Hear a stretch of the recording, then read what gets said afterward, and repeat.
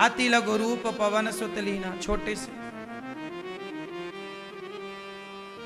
इसलिए आपने देखा होगा ये दास अनिरुद्ध को, हमसे कोई भी विवाद करने आता है हम उससे क्षमा मांग लेते, भैया हमें क्षमा करो। हम विवाद नहीं करते। हमारी बात कोई बुरी लग जाती हम तुरंत क्षमा वाली वीडियो जारी कर देते हैं, भाई बुरा लगा तो क्षमा। कुत्तों से कौन मुंह चलाए बता? सब बात सही है। समझदार उलझता नहीं है, जो उलझ गया वो समझदार नहीं है। इसलिए भैया क्षमा करो, यदि हमने कोई गलती की तो क्षमा करो। कहां तुमसे मुंह मारते फिरेंगे? तुम तो बैठे ही हो लड़ने, तुम्हारे दूसरा काम कहां है सिवाय लड़ने के? हमारे पास तो 1000 काम, हम तुमसे लड़ेंगे तो काम कब करेंगे? तुम्हारे पास तो कोई काम नहीं है सिवाय लड़ने के, तो लड़ो। तो हम थोड़ी फुर्सत है तुम्हारी तरह के लड़ने बैठे। इसलिए क्षमा मांगो, किनारे हो जाओ। क्यों जी, बात सही है कि गलत है? हाँ,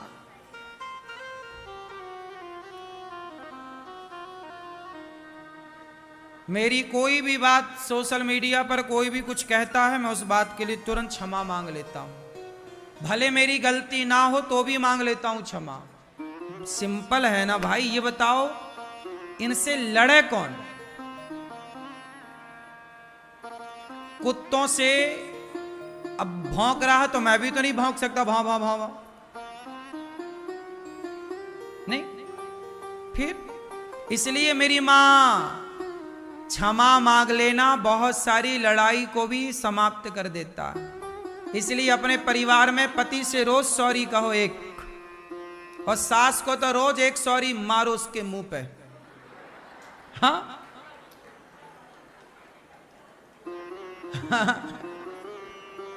एक सॉरी रोज। लो सासू मां सॉरी, गलती हो गई। अच्छे से कहना, मजाक में कह रहे हैं, नहीं तो मैं ऐसे ले सॉरी सास ले, ऐसा वाला नहीं, कैसे वाला कान पकड़ के। माँ जी कोई अपराध बना हो हमसे तो सॉरी, है ना। और एक सॉरी अपने पति की ओर भी दे, रोज सॉरी, ये ले ऐस कर। हे मेरी माँ सही है ना। पति यही तो चाहता कि सॉरी तुम कहो, कह दो ना। अब पति देवता आप सुन रहे हो तो आप भी 1-2 सॉरी पत्नी की तरफ पेस्ट करो। ये ले, गुस्साई हो तो जोर से सॉरी।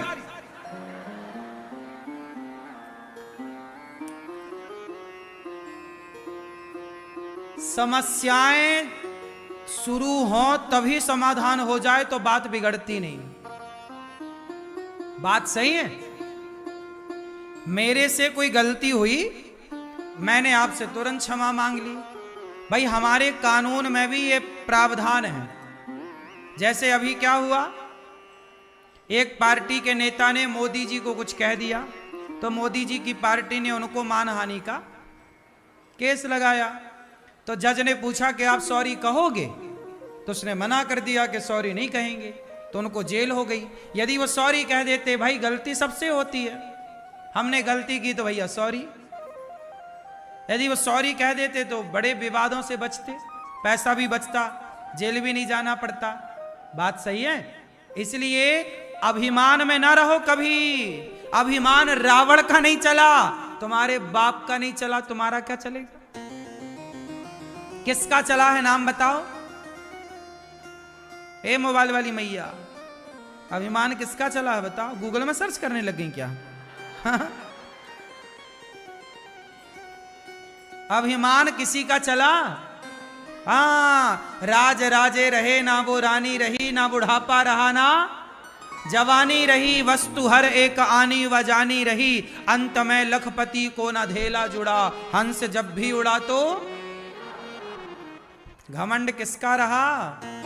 हाँ, 4 दिनों की चांदनी फिर अंधियारी, यही जीवन की सच्चाई है। ये चमक 4 दिनों की है। ये अकड़, ये घमंड, तुम्हारी बातें 4 दिनों की हैं। हाँ या ना? फिर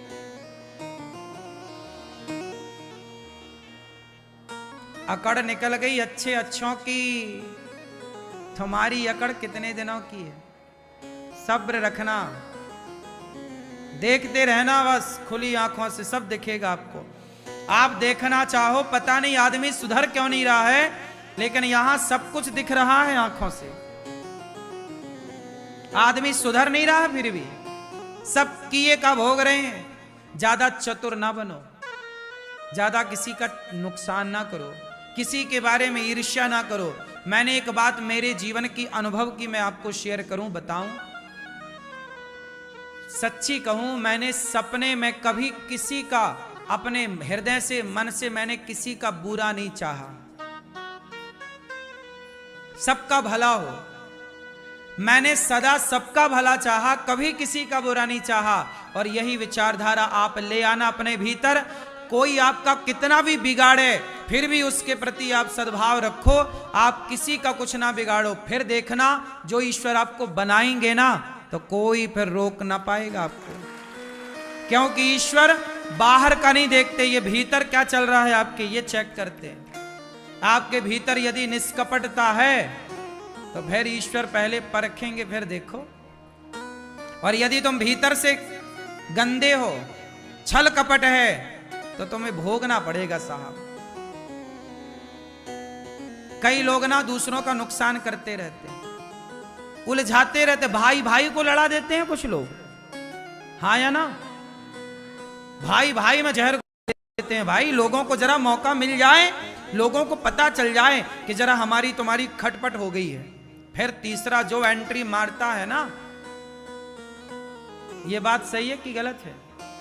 जरा सास बहू की खटपट हो गई, ये बात जरा पड़ोसन को पता लग जाए, फिर वो पड़ोसन सास को अलग भड़काएगी, तुम्हें अलग, और तुम उसके कहने पे अपने घर पे महाभारत कर लेती हो। जैसे दुर्योधन ने शकुनी के भड़काने पर महाभारत कर लिया।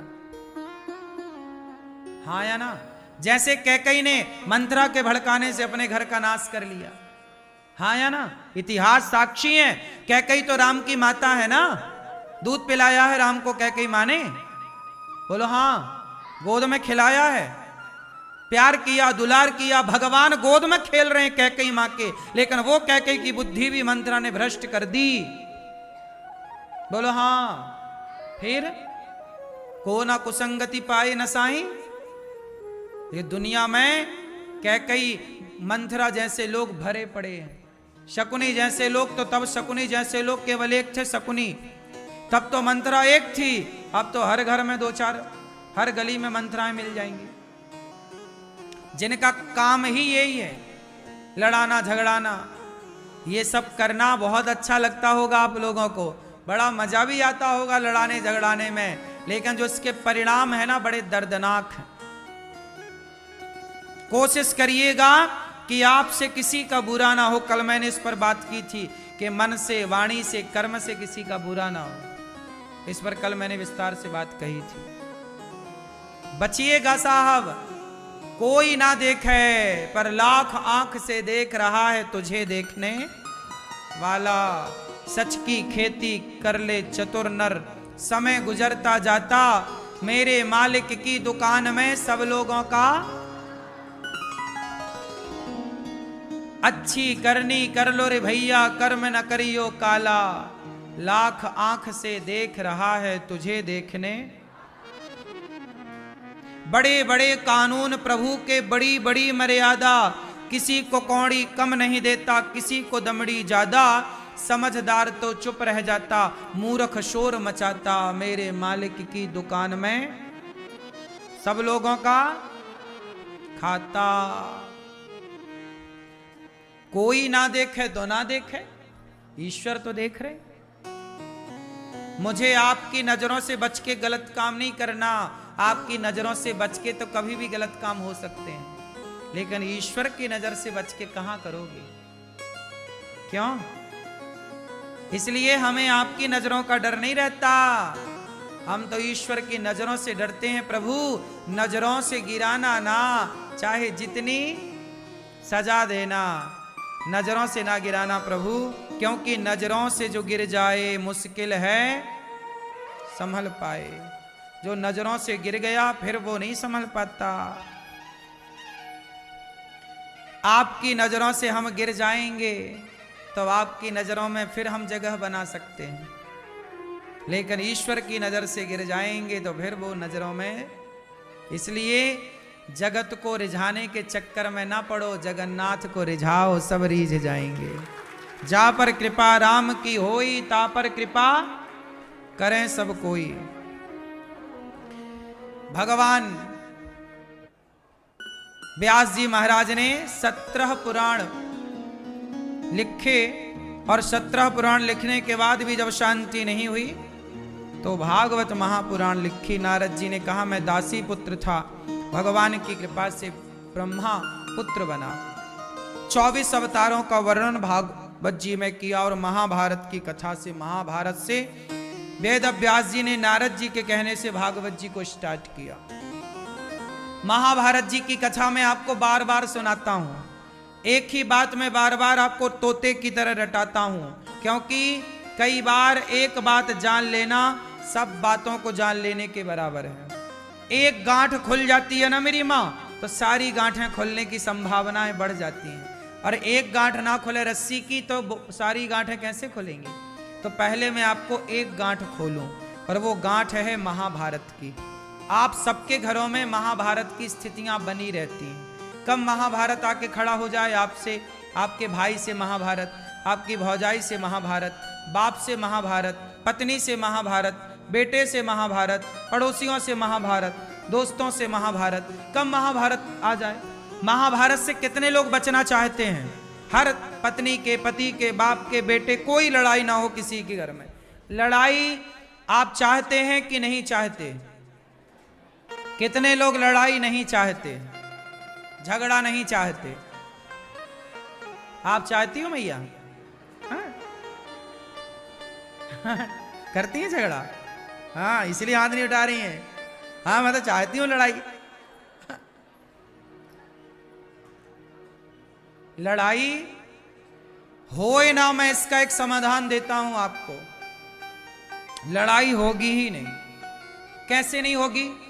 उपाय मैंने अभी बताया। कोई आपसे लड़ने आए, कान पकड़ के खड़े, भैया सॉरी, क्षमा, अब नहीं करेंगे, क्षमा कर। उसे लगेगा वाह मैंने झुका दिया, उसे लगेगा वाह मैंने तो, हाँ, उसका अभिमान डबल हो जाएगा, और इसके बाप इसको मिल जाएंगे फिर कहीं। शेर को सवा शेर मिलता है। मैंने आपको जवाब नहीं दिया, इसका मतलब ये नहीं है कि आपको जवाब नहीं मिलेगा। ईश्वर दूसरे प्लान से आपको दूसरे हिसाब से जवाब दिलाएगा, और जब ईश्वर जवाब देगा ना तो नानी याद आएगी। चलो एक छोटी सी कथा सुनाता हूं इसकी, सुनो ध्यान से, फिर उत्तर देना। एक पंडित जी थे, वो नहाने गए सवेरे सवेरे। पहले तालाबों में नहाते थे लोग, उनके यहां तालाब था। तभी वहीं पर तालाब में एक धोबी था, कपड़े धुल रहा था। राजा के, राजा का धोबी है तो राजा का धोबी तो थोड़ा रहेगा ना घमंड, भाई मैं राजा का, प्रधानमंत्री का ड्राइवर प्रधानमंत्री से ज्यादा घमंड में रहता है, मैं प्रधानमंत्री का ड्राइवर हूं भाई। गुरु तो गुड़, चेला शक्कर हो गया। हाँ, गुरु तो गुड़ रहा, चेला शक्कर हो गया। ऐसा ही है। धोबी भाई साहब धुल रहे थे कपड़ा, पंडित जी आए। पंडित जी बड़े भक्त थे, भगवान के उपासक थे। आए, रोज नहाने आते थे, आज भी नहाने आए। अच्छा, उनका नियम था नहाने के बाद सूर्य भगवान को, पहले के लोग नदियों में जाए ना तो नदियों में ही जल चढ़ा देते थे, तालाब में जाए तो तालाब में ही सूर्य भगवान की तरफ मुंह करके सूर्याय नमः, आदित्याय नमः भगवान। जब पंडित जी जल चढ़ाने लगे तो धोबी ने कपड़ों को जोर जोर से पीटना स्टार्ट किया। तो जो कपड़ों का गंदा छीटा जल था, छीट नहीं पड़ते, कपड़ों का निकलता है, वो गंदा पानी पंडित जी की अंजलि में जाके गिरा, हाथ में, और उसी से वो सूर्य भगवान को अर्घ दे रहे हैं, तो सूर्य अर्घ में उस जल में वो कपड़ों का धौमन गिर रहा था, गंदा पानी। जबकि धोबी को चाहिए ये था कि जब कोई जल चढ़ा रहा है तो जरा 1 मिनट के लिए भैया रोक लो कि जल पूरा हो जाए। पंडित जी तो जल चढ़ाते रहे, पंडित जी भी ना रुके, वो अपना जल चढ़ाते रहे, सूर्याय नमः आदित्य, तो पानी गंदा पड़ता रहा। ये दृश्य भगवान ने देखा। भगवान नारायण लेटे लेटे देख रहे हैं, अरे बड़ा गलत कर रहा। सुदर्शन को आदेश दिया, सुदर्शन जाओ जाओ धोबी का सिर काट के लाओ। सुदर्शन चले धोबी का सिर काटने। जब तक सुदर्शन भगवान पहुंचे तब तक पंडित जी की पूजा हो गई पूरी, और जो पूजा पूरी हुई पंडित जी ने बोला, क्यों रे नालायक, मैं पूजा कर रहा था तुझे दिखाई नहीं पड़ रहा? 2 मिनट रुक नहीं सकता? गंदा पानी डाल रहा।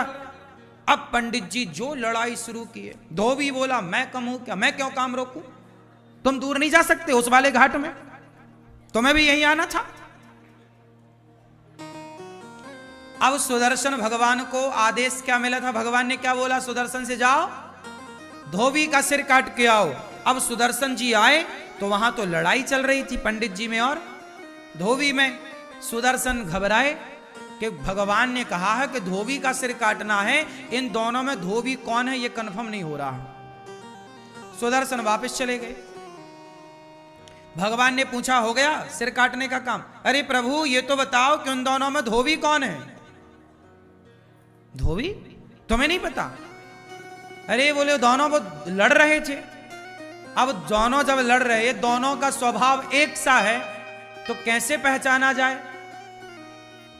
आप भी तो धोबी की तरह हो गए।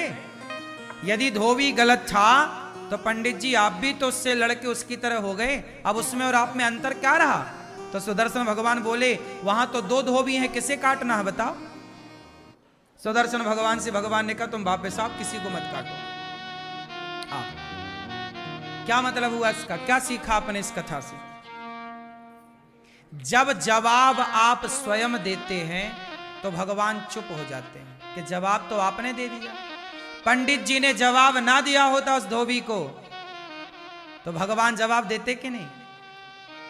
इसलिए कोई आपको गाली दे, आपको अपमानित करे, आप तो सॉरी कान पकड़ लो, भैया आप सही हम गलत।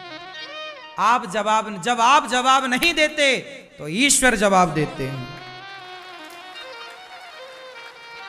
और आप जवाब दे देते हैं तो भगवान ठंडे पड़ जाते, भैया तुम ही निपटो सुलझो, फिर हमें काहे, तुम कर लो अपने। जब तुझसे ना सुलझे तेरे उलझे हुए धंधे, तब भगवान के इंसाफ पे छोड़ दे ए बंदे, वही तेरी मुश्किल आसान करेगा, जो तू ना कर सका वो भगवान करेगा। जो आपसे नहीं होता ना वही भगवान करते हैं। इसलिए जवाब मत दो। क्यों मेरी मां? जवाब ना देना चाहिए।